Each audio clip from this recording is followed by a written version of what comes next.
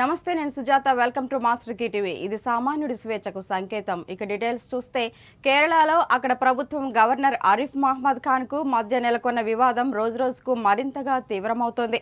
75వ గణతంత్ర దినోత్సవం సందర్భంగా జాతీయ పతాకాన్ని ఆవిష్కరించిన గవర్నర్ కేవలం 75 సెకండ్లు మాత్రమే ప్రసంగించారు. ప్రభుత్వం ఇచ్చిన 60 పేజీల ప్రసంగాన్ని చదవకుండా పక్కన పడేశారు. దాంతో రాజ్భవన్లో జరిగిన ఎట్ హోమ్ను పినరయి విజయన్ సర్కార్ బహిష్కరించింది.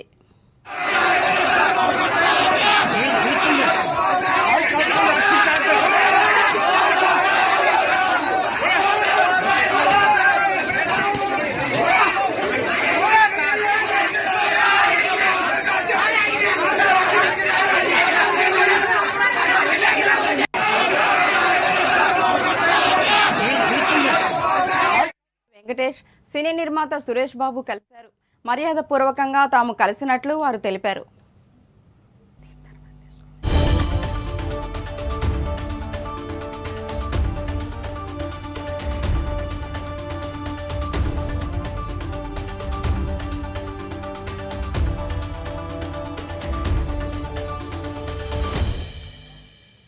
మాజీ మంత్రి కేటీఆర్ ఆటో రైడ్ చేశారు. హైదరాబాద్ యూసఫ్గూడ నుంచి తెలంగాణ భవన్కు ఆటోలో ప్రయాణం చేశారు.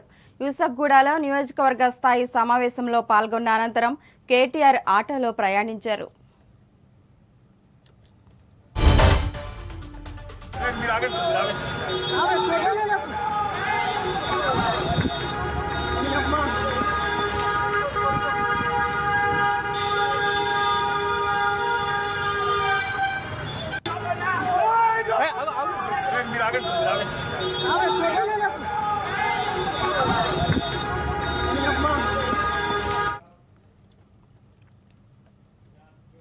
పార్లమెంటు సమావేశాల్లో అనుసరించాల్సిన వ్యూహంపై బీఆర్ఎస్ పార్లమెంటు పార్టీ సమావేశంలో సుదీర్ఘ చర్చ జరిగిందని మాజీ మంత్రి హరీష్ రావు తెలిపారు.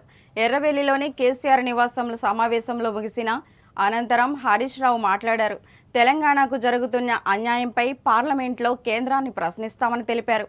కృష్ణా రివర్ బోర్డుకు ప్రాజెక్టులు అప్పగించడం సరికాదని విమర్శించారు. వాళ్ళు ఆలోచించాలి. మీరు ఎంతసేపు మా మీద బురద జల్లడం మీద కంటే కూడా రాష్ట్ర ప్రయోజనాలు కాపాడడం మీద దృష్టి పెట్టండి. ప్రజలకు ఇచ్చిన హామీలు అమలు చేసే విషయంలో దృష్టి పెట్టండి. మీరు మంచి చేస్తే తప్పకుండా మేము సహకారం అందిస్తాం. కానీ మీరు మీ పాలన ఎట్లుందంటే ఎవరన్నా ఏదైనా అడిగితే ఒక అసహనాన్ని అటు జర్నలిస్టుల మీద వ్యక్తపరుస్తూ ఉన్నారు, ప్రతిపక్షం మీద వ్యక్తపరుస్తూ ఉన్నారు. మేము ఎప్పుడన్నా అట్లా ఆలోచించామా? ఆ రోజు మేము అధికారంలోకి వచ్చినాడు మీ మీద ఎంక్వైరీలు వేసి విచారణలు జరపాలంటే ఎన్ని కేసులు పెట్టుండే వాళ్ళం. ఒక కొత్త రాష్ట్రం ఏర్పడ్డది. అనకాపల్లి మిరియాల కాలనీ ఓ ఇంటిలో భారీగా మద్యం ఉన్నట్లుగా సమాచారం రావడంతో ఎస్ఈబిసిఐ అనిల్ కుమార్ తన సిబ్బందితో కలిసి దాడులు నిర్వహించారు. వార్డు సచివాలయం పోలీస్ వాలంటరీ సమక్షంలో తెలుపుతూ పగలగొట్టి లోపలికి ప్రవేశించారు. అక్కడ భారీగా మద్యం బాటిల్స్లను గుర్తించారు. పట్టుబడిన మద్యం విలువ సుమారు 3 లక్షలు ఉంటుందని ఎస్ఈబి అధికారులు అంచనా వేస్తున్నారు. మద్యం నిల్వ ఉంచిన ఇల్లు ఎవరిదనేది ఆరా తీస్తున్నారు.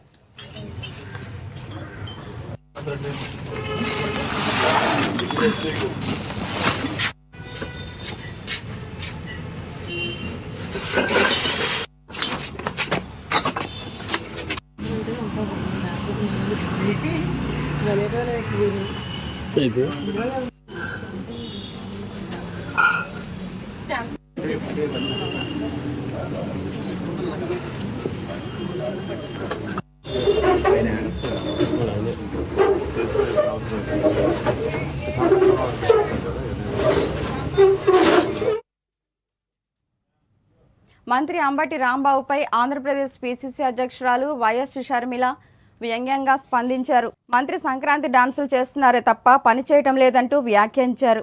ప్రకాశం జిల్లా గుండమ్మ ప్రాజెక్టును షర్మిల పరిశీలించారు.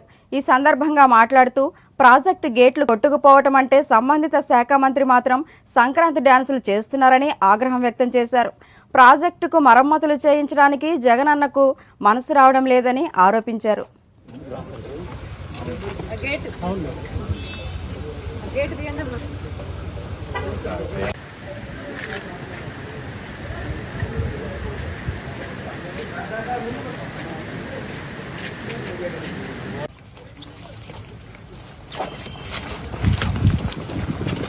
ఈ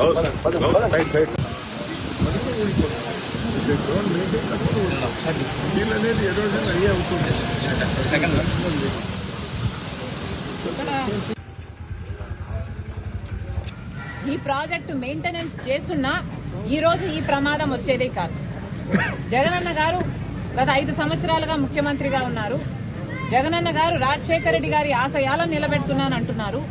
కానీ సమాధానం చెప్పాల్సిన విషయం ఏమిటంటే, రాజశేఖర రెడ్డి గారు 750 కోట్లు పెట్టి ఈ ప్రాజెక్టును కడితే మీరు కనీసం సంవత్సరానికో లేకపోతే 2-3 సంవత్సరాలకు ఒకసారో 2 కోట్లో 4 కోట్లో రిలీజ్ చేసినా ఈ మెయింటెనెన్స్ పనులు జరుగుతాయి. కానీ రాజశేఖర రెడ్డి గారు 700 కోట్లు పెట్టి ప్రాజెక్టు కడితే మీకు కనీసం ప్రాజెక్టు మెయింటైన్ చేసే ఇంగితం కూడా లేదు అంటే మరి మీరు రాజశేఖర రెడ్డి గారి ఆశయాలను ఎలా నిలబెడుతున్నారో వైసీపీ నాయకులు సమాధానం చెప్పాలి. రాజశేఖర రెడ్డి గారు ఎంతో చిత్తశుద్ధిగా జలయజ్ఞం తలపెడితే ఈ ప్రాజెక్టు సాధ్యమైంది.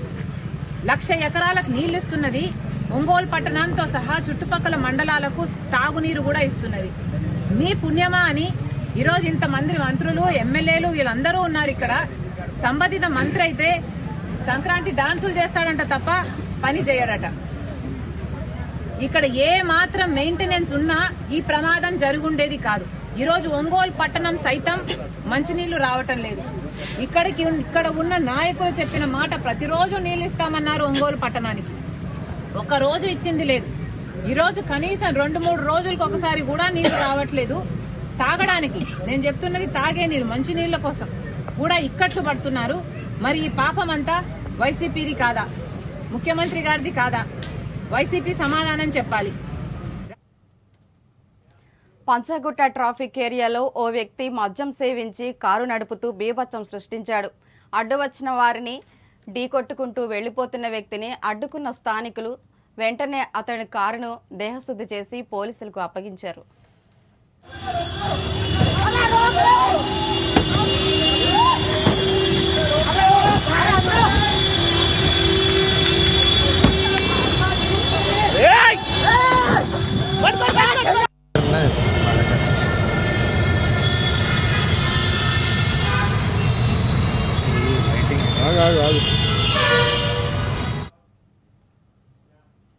కామారెడ్డి ఎమ్మెల్యే కాటిపల్లి వెంకట రమణారెడ్డి సంచలన నిర్ణయం తీసుకున్నారు.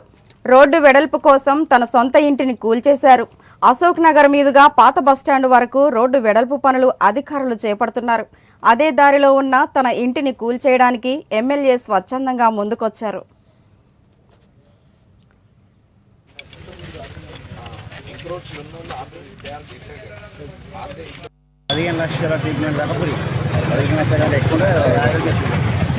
సంబంధం లేదు, సొంతం ఈయన సొంతం కాదు, ఫస్ట్ నుంచి అదే.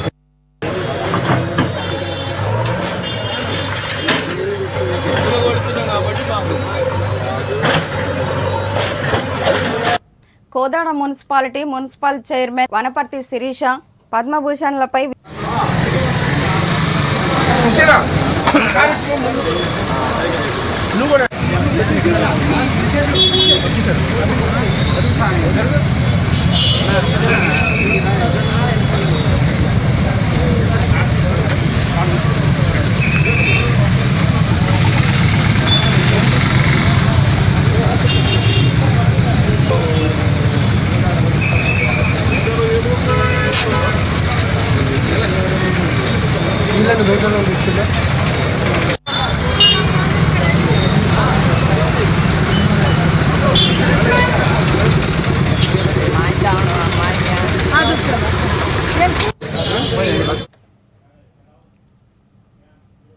డాక్టర్ బిఆర్ అంబేద్కర్ తెలంగాణ రాష్ట్ర సచివాలయంలో మేడారం మహాజాతర పోస్టర్ను ముఖ్యమంత్రి రేవంత్ రెడ్డి ఆవిష్కరించారు.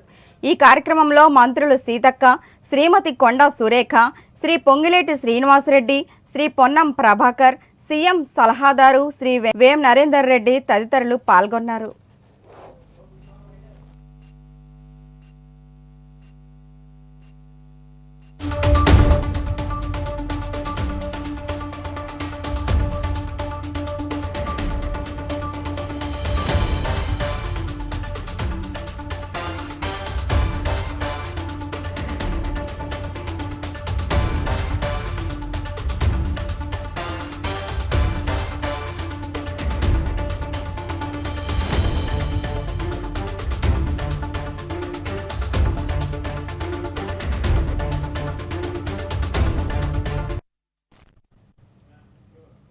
సికింద్రాబాద్ బేగంపేట పోలీస్ పరిధిలోని కాలేజీ లేడీస్ హాస్టల్ గుర్తు తెలియని వ్యక్తి ప్రవేశించి ఘటనలో స్టూడెంట్స్ ఆందోళన చేపట్టారు.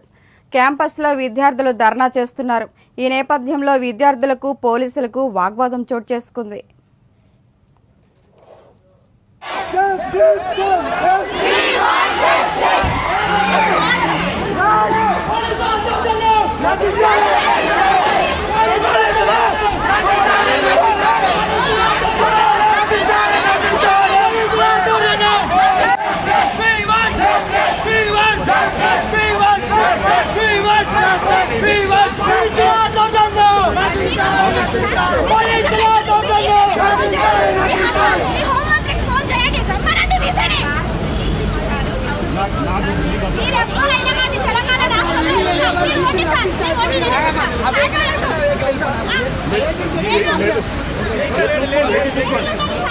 నన్ను అనవసరంగా ఆపొద్దు అంటున్నారు.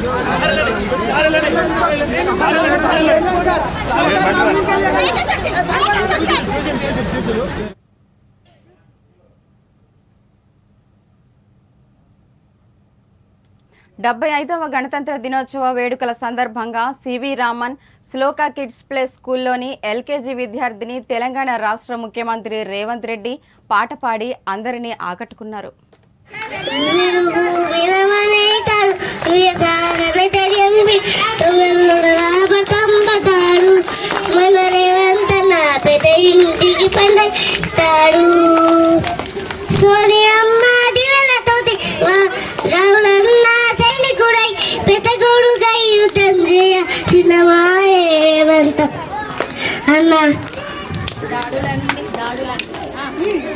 దాడులన్నీ జరిగినా గాని దడవలేదు రేవంత్ అన్న, అంతకంతకు ఎత్తుకు పెరిగాడు, తన రాతతోనే మొలంటున్నాడు.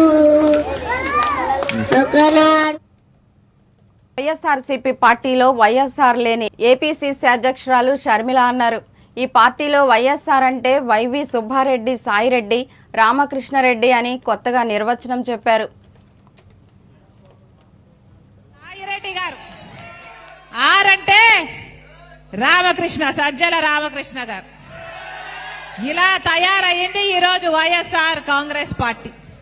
దీంట్లో వైఎస్ఆర్ గారు లేరు. ఇది జగన్ రెడ్డి పార్టీ, ఇది నియంత పార్టీ, ఇది ప్రజలను పట్టించుకోని పార్టీ,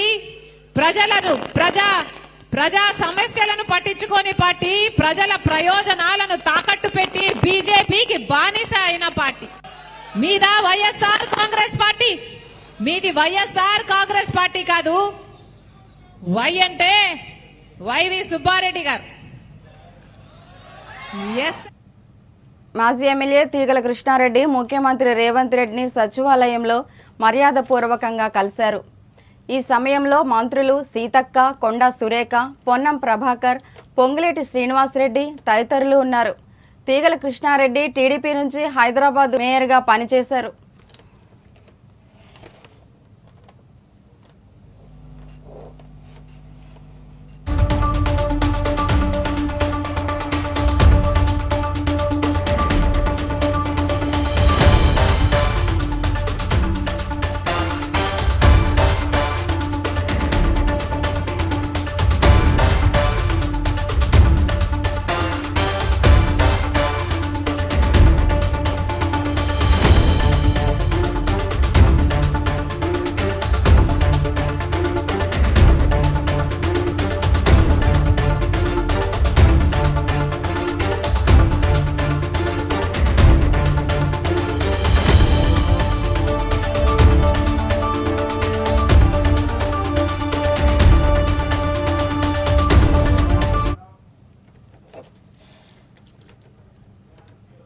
కళ్యాణలక్ష్మి షాదీ ముబారక్ లబ్ధిదారులకు తులం బంగారం ఇచ్చేలా అంచనాలు రూపొందించాలని సీఎం రేవంత్ రెడ్డి అధికారులకు సూచించారు.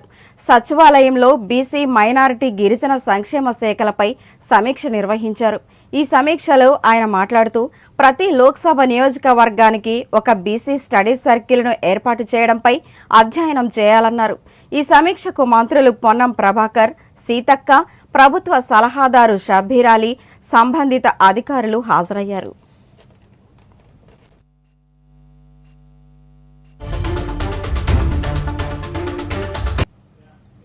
ఒకే ప్రాంతానికి చెందిన ఇద్దరు ప్రముఖులకు పద్మవిభూషణ్ లభించడం చాలా అరుదు. వారిద్దరూ స్నేహితులు కావడం, సమాజాభివృద్ధి కోసం పనిచేసిన వారు కావటం ఇంకా అరుదు. పద్మవిభూషణ్ పురస్కార గ్రహీతలు మాజీ ఉపరాష్ట్రపతి వెంకయ్యనాయుడు, మెగాస్టార్ చిరంజీవులు కలుసుకొని ఒకరికొకరు అభినందనలు తెలుపుకున్నారు.